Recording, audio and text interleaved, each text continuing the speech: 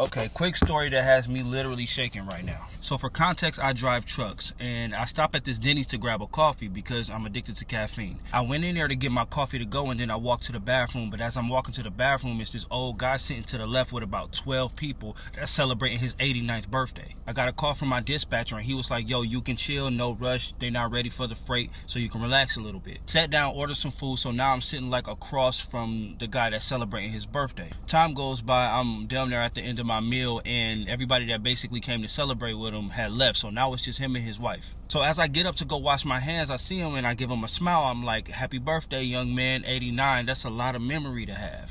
Here's the thing, I don't even know why I said that. He could have had Alzheimer's. I'm not even sure what I meant by that.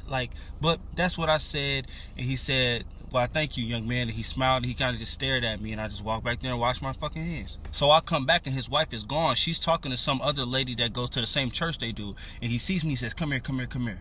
And I said, yes. And he said, there are way too many things that I wish I could forget.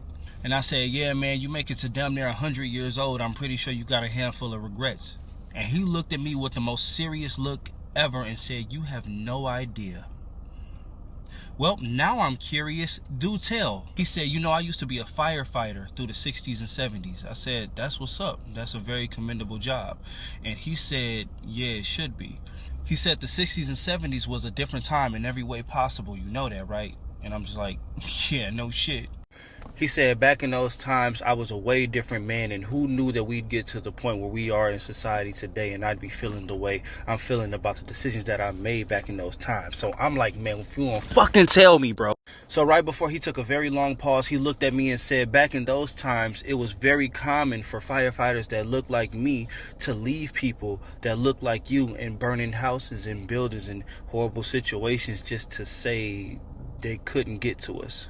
He said more times than he'd like to admit, he would hear screaming black people and children in burning buildings and houses and apartments and stores and cars, and he would literally just pretend he didn't hear it. He said his last time doing it was when he made eye contact with the baby that he deliberately went into a building to save and deliberately didn't.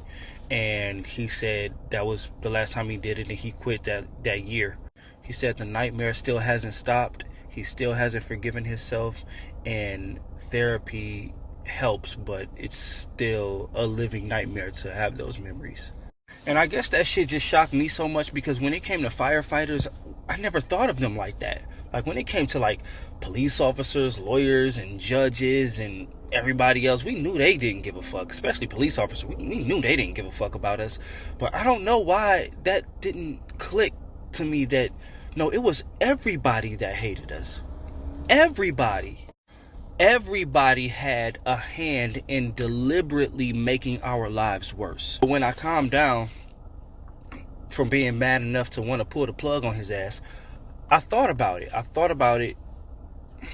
and I was like, of course they did this. Of course they did this shit.